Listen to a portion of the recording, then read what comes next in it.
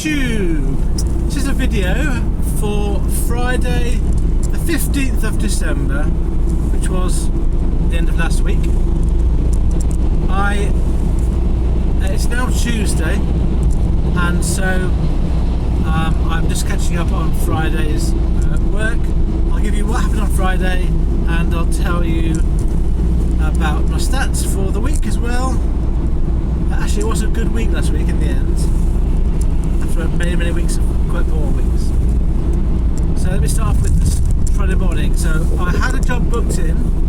It was going from Sleaford to Birmingham, and this was a job that I actually put a speculative bid on Thursday afternoon when I was in Scotland, and it was for 91 loaded miles for a small van job, and I bid £100 and I got it. And I realised on Thursday that I had to get myself back from Scotland in time for this pickup on Friday morning, the following morning. So that made my Scotland adventure come to a close on Thursday night. So I was due to pick up at 9:30 from Sleaford, and I left the house at 8:40, arriving bang on 9:30 at the pickup location. And it was just a little box to take, put it in the front of my cab, did my paperwork, took a photo, got it signed, and then I was off by, I arrived at 9:30 exactly, and I was off by 9:40. The number of dead miles to get to the pickup was 22 from home to there. And so then I took that load to Birmingham, and it's quite an easy drive, quite a nice day. And I arrived at the place, dropped it off, and was ready for looking for the next job, all by 11:55 or 5 to 12. So first job done, not a bad amount of money, £100, and good start to my day. I was then looking for a job for the CX from where I was, which was Birmingham, and the CX was pinging on Friday in that area. I mean, in my area, the CX tends to dribble a bit. Maybe the odd job comes through here and there, but here in Birmingham, it was non-stop jobs coming through. So I could bid on loads of jobs, all at £1 a mile plus, and for long wheelbase jobs, there was a few that were sort of minimum charge jobs for me, so that like less than 40 miles. So I was putting £60 onto those bids for genuine long wheelbase jobs. And eventually, but although not too long, I got a job, and it was going from another part of Birmingham, which was 9 miles away from where I was, going to Stafford. It was a 32-mile job loaded for a long wheelbase, and I bid £60 and got that. It was going from one depot of a business in Birmingham to another depot of the same business in Stafford, and they wanted a long wheelbase, and there was a note there was going to be handball, but I wasn't sure how much, so I was a bit reticent about it, but I thought it's a job, so I'll get on and do it. So I arrived at 12:30. No, I arrived at 12:20.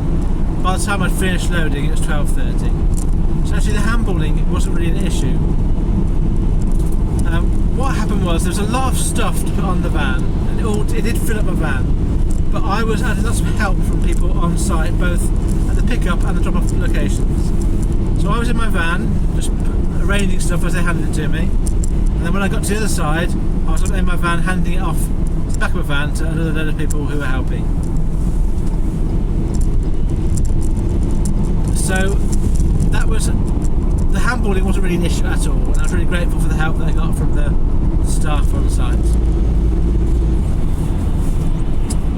So I had finished that job by 1:30. It was about a 45-minute journey. It was delayed because of traffic, but it was quite easy to do, quite an easy little route.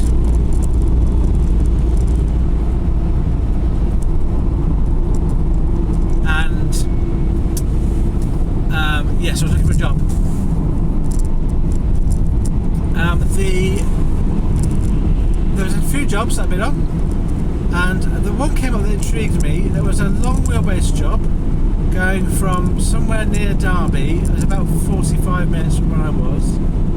So Stafford it was west from Stafford, more or less a direct line, 45 minutes. And it was picking up from there, going to Birmingham to put some labels on, and then going to Hounslow to drop off. So I put a bid on. The number of loaded miles was about 130 odd loaded miles, and because it was a long wheelbase job and there was a stop in the middle, I bid 175 pounds, and I got that job. When the lady called me about giving me the job, she said, "Have you got company ID?" Because that was in the notes, and I said, "Yes, I have got it." And she said, "Oh, great, because you're the only driver who's got it." You know, she's called loads of drivers, and I was the first one that she called off the job to that had some company ID. So I wasn't the first one she called, but I'm glad that in the end she did call me. Well, at this point I was glad. Later on in the day I changed my mind. So I made my way. Oh yes, so the other thing about this was she ran through on the phone with me what I had to do, which was to go to pick up the labels and to go to the particular place. And I was really pleased that she was very clear about what to do. It gave me confidence that she knew what she wanted, that she was a professional outfit, that her company was a professional outfit. And also, what added to that was she sent me a WhatsApp message where she gave me her number for us to communicate in case I had any problems during the job. I couldn't find the site, for example. So I kept her up to date during the WhatsApp, with the WhatsApp. And my first job was to pick up the load, and I made it to a warehouse where I had to show my driving licence. I got to reception, showed them driving licence, got booked in. They gave me a ticket. I then walked around to the dispatch area, rang the bell. Eventually, someone came, took my ticket. I had to write out another form with my details on, which I then took inside, including the reference number for the load that I had. And then I just sat there and waited. You know, I stood there and waited. So my van was parked by the reception. I'd walked over. I wasn't sure how long I was going to wait for. I just waited there, and it felt like a long time. It's probably 15 minutes, 20 minutes so. Eventually, after that of getting bored, the guy came back and with a pallet with a large box on it and two larger boxes, but lighter boxes on top. So 3 boxes in total to take. And once it's put up my van, it was already easy to load up with the forklift. And then I made my way off site. So it was a bit of a delay picking up. They were very hot on security. I would probably suggest they might be up on the warehouse, but maybe not. I think Bonnet Warehouse is a bit of a specialised thing. They were a warehouse or a depot that were very tight on security, and not all of them are. So I then made my way towards Birmingham, and I found the pickup, well, the next point really easily. At this point I had to get some labels, collect some labels. So I went to reception and started to explain who I was, and then the lady didn't have a clue who I was, but then the man behind her said, "Oh yes, you're from that company," and got me a pack of papers and some labels, and just handed it to me, and that was it. So I went back out, I put the labels, sticky labels on the 3 parcels, took a photo of it and sent the photo through to the shipper just to make sure I did it correctly. They were happy with that, and then I went to the gate to go out and just waited there and waited there and waited there, and the gate didn't open. So I beat my horn because another driver had done that prior to me. I beat my horn and then waited and waited. I must have been waiting a good 10 minutes. Beat my horn a second time. Eventually got out of the car, out of the van, went back to reception, and I said, "How do I get out?" And there's a guy said, "Oh, I'll press the button for you," and then opened the gate. But so frustrating. Just sitting there waiting for the gate to open, thinking, well, is it going to open? If I get out of the van now, will it open when I get out of the van? Do I have to say something? There's no button to press. There's no sign telling you what to do. It's not automatic, obviously. So quite a poor system for getting out of that place.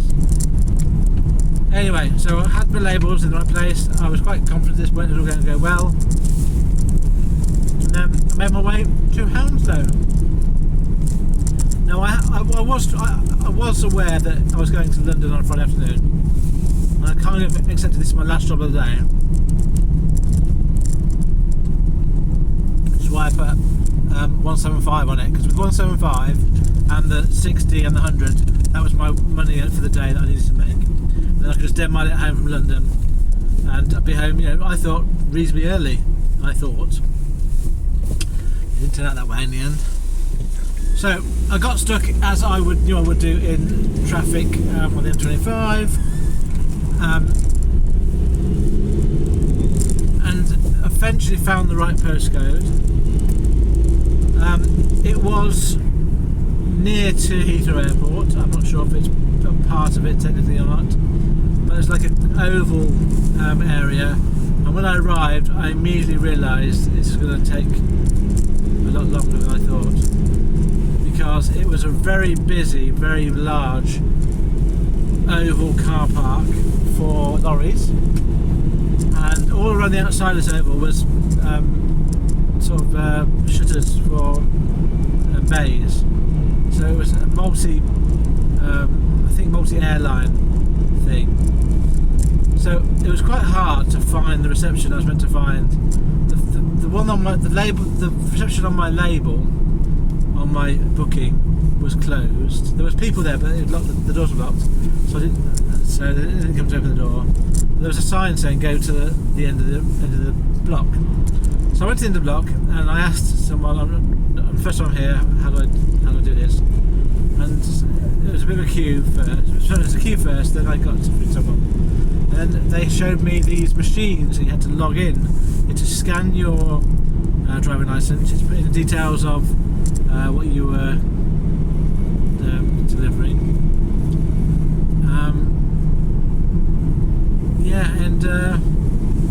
I didn't have a clue what I was doing. I had to put my company name in and my driving licence and all sorts of stuff. And my paperwork I was being given in Birmingham was there's an envelope, sealed envelope, and about 10 pieces of paper. So it wasn't clear to me which of those I was meant to keep, if any. So I asked the guy who was helping me. There was a guy helping me do the login. He said, just give me all that paper, put it into this folder, leave it on the tray, and then you wait and we'll buzz you. So I did that, went out, and there was also, I noticed there were some screens with drivers' vehicle regs on there, and the times it arrived. Now I arrived between 7 and 7:30 according to my login, and there were drivers on the screen that had arrived at 5:30 who were still to be loaded or unloaded. So I was quite despondent at this point. Not only did I not know what I was meant to be doing, and the person who helped me was very friendly, but he was leaving for the end of his day, so he sort of did it really quickly and then left, went to the toilet and then left. So I went to my van and I waited and waited, and I kept the shipper informed.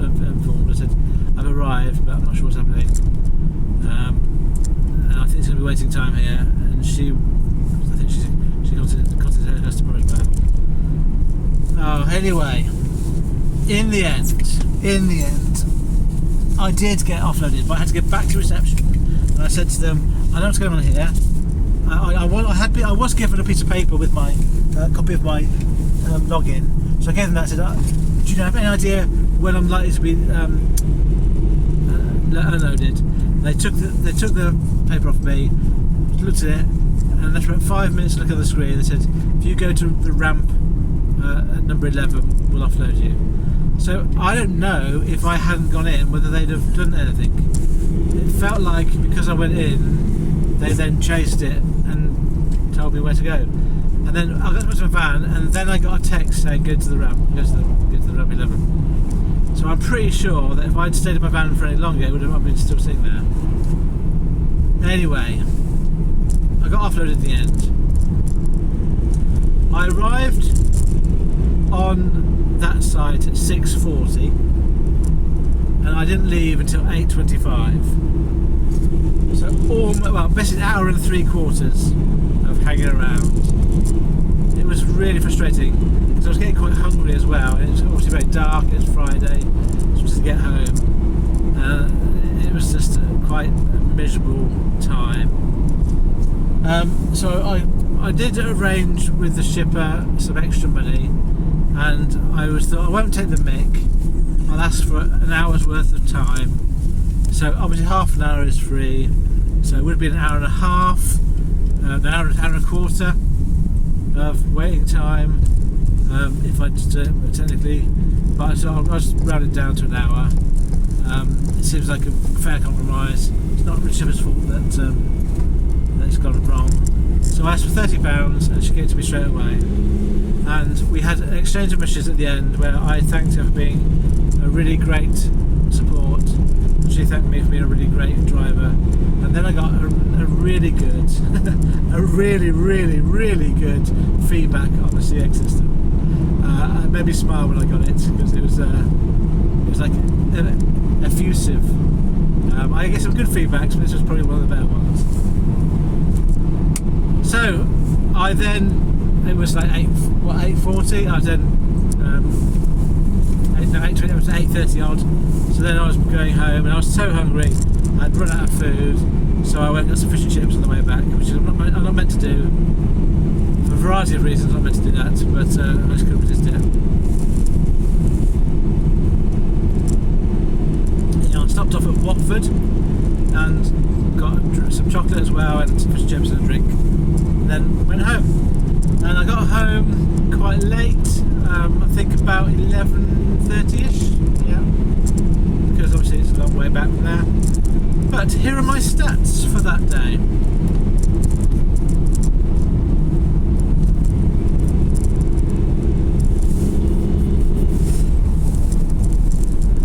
Okay, just getting it up by the phone. So on Friday, I worked for 15 hours exactly. 15 hours and 5 minutes to be exact. I drove for 425 miles, 425, and my average, I got fuel during the day. Average fuel price at the end of that day was 16.42 pence per mile. 16.42. So that means on that day I spent £69 and 78 pence on fuel, so basically £70. And I earned, before fuel, £365, 365. That was the £100 in the morning from Sleaford to Birmingham, the £60 from Birmingham to Stafford, and then the £205, so because I got £30 plus the 175 going from Derby area, Birmingham and to Hounslow. So 365, take off my fuel of 70 quid, that means I earned 295 that day after fuel. So my week. This is a summary of the stats for the week. This is the first time I had a decent week for a good 2 months really. So I drove a total of 1,960 miles, 1960. I worked for 62 hours and 45 minutes in total.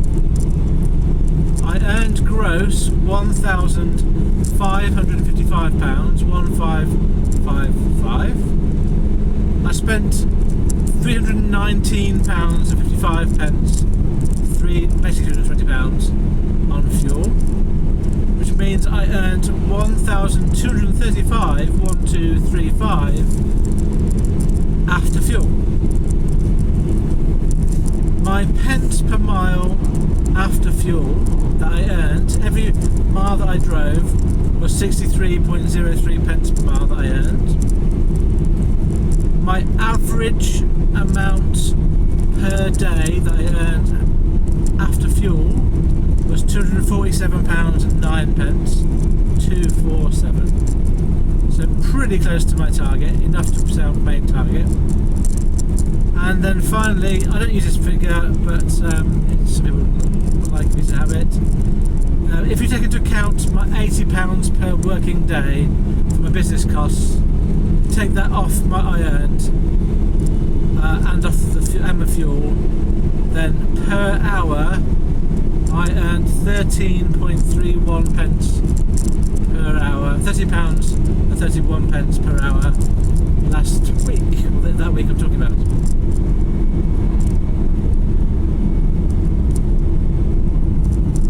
Right, I'm going to briefly talk about dead miles because it comes up quite a lot, and having done this job for a while, I think I've got a more nuanced approach to dead miles, and I think that some of the thinking I see is quite simplistic about dead miles. So I will try and explain what I mean. I haven't scripted this, so I might not explain very well, but I'll do my best. So the narrative that you hear is that dead miles are bad because you're not being paid for your work that you're driving. So you put miles in your van and it uses up fuel that you're not being paid for, and that's not wrong. That is correct. But I think there is a way of approaching dead miles that can be too simplified. And I think just counting the number of miles that you drive without being paid is too simplistic. For a start, I did do a video going back for a while now about dead miles, and what I've learned about this industry is that there is no actual agreed definitions of these terms. So one person's dead miles could be another person's. That's my commuting time, or it's I get paid for that, but I pay myself less money. What I mean is, if you're going to drive 10 miles to get to a job, right? We call that dead miles. But what if you add a £5 onto your quote to cover that? Is it still dead miles? I think maybe it's not, but you might still call it dead miles. You still think of it as not being part of the loaded job. What if you quote for the job in your mind, including the miles that you're driving dead miles as loaded miles? But the shipper doesn't know that. They're just paying you what they think is fair for the loaded miles. So is it dead miles? Well, in your mind it's not, but in the shipper's mind it would be. So there is no clear definition about what dead miles are. You can either say, I've driven some miles today and not got paid anything for it. That would be kind of the classic dead miles. You could say, I've driven miles to get to a load, but I got paid full pence per mile for that. In which case, that can't be called. Is that called dead miles? I don't think so. Or you could say, well, in my case, I know that each mile drive is about 16.5 pence roughly in fuel. I know there's mechanical expenses, but that's part of my business costs, which is to take account of. So just take account of fuel. I know that if I drive 10 miles, that's going to be £1.65. So if I was to add on a couple of pounds to my bid, then is it really dead miles anymore? Some people would say it was, some people would say it wasn't. So what I mean by is no set way of defining dead miles. So I think a better way of thinking about dead miles is the calculation that some people do, which is takes into account the total number of miles you do and the total amount of money you make. So it's the pence per mile that you make. So if you did a lot of classic dead miles, like not being paid for it, then if you averaged out over the course of the week or your day, your pence per mile that you earned would be lower. But you could do a lot of dead miles and get paid really well for your loaded miles. In which case, are they really dead miles? I'm trying to say before, we call them dead miles because we haven't been paid for them specifically for that job. But let's say I get a job that's a long wheelbase job that's £60 for a 30-mile job, and I've got to drive 10 miles to get to it. Are those 10 miles really dead miles in that case? I've been paid £60 for 30 miles, £60 for 40 miles in total. So I wouldn't really regard that as being dead miles because I've got paid for it. But somebody else might do. So I think the way in which you could be a bit more, what's the word? Logical and a bit more realistic about it is work out, if we all worked out our pence per mile earned, then that would account for dead miles, but also it accounts for what you're earning. And a pence per mile earned, I think, needs to be slightly different for a long wheelbase van than a short wheelbase van, because I can get more pence per mile for a loaded job in my long wheelbase, in a long wheelbase van, than I could do taking a short wheelbase van job or a small van job. So if you've only got a small van, then your pence per earned mile calculation would be a little bit less than a long wheelbase. But you could still compare them. You could compare everyone's ability to do the job really well doing that. So I think dead miles, just saying I've done 100 dead miles, 200 dead miles, I think is not the right way to look at this. Because some people live in areas where they've got to drive a long way to get work. Sometimes you've got to drive 30 miles to get your first job. Sometimes you've got to drive 30 miles at the end of the day to get home. So just counting the number of dead miles, I think is too simplistic, as I've said. I think it's more realistic to do what I've said, which is to count all the miles that you drive and divide that by the amount of money that you earn. No, the other way around, sorry. The amount of money you earn by the number of miles, so you get a number of pence per mile. Right, that makes sense. Not everyone's going to agree with it, I know. I wanted to try and get that out because I think I've learned that over my time, and I don't tend to worry too much about dead miles. Also, the other thing is I tend to worry much more about my target is how much money I earn, and whether I'm driving a lot of miles or driving a lot of time to do that. At the moment, I don't care. If I wanted to be more efficient, I would do it differently. I would measure my performance differently. But at the moment, my performance I need to achieve is just based on the amount of money that I earn. And it won't always be that way, but it is that way at the moment. For somebody else, they might want to work less time, and therefore they want to be more efficient with their time. So therefore, they would need to be more efficient with how many dead miles they do or how many dead miles they drive. So both in terms of time and in terms of distance. But for me, the calculation I do is a pence per mile, and I think that for me, 80 pence per mile earned or above would be really good. And that because for me that figure is taking off the fuel. So I am looking to earn in the region of 80 pence per mile for every mile that I drive after I pay for my fuel.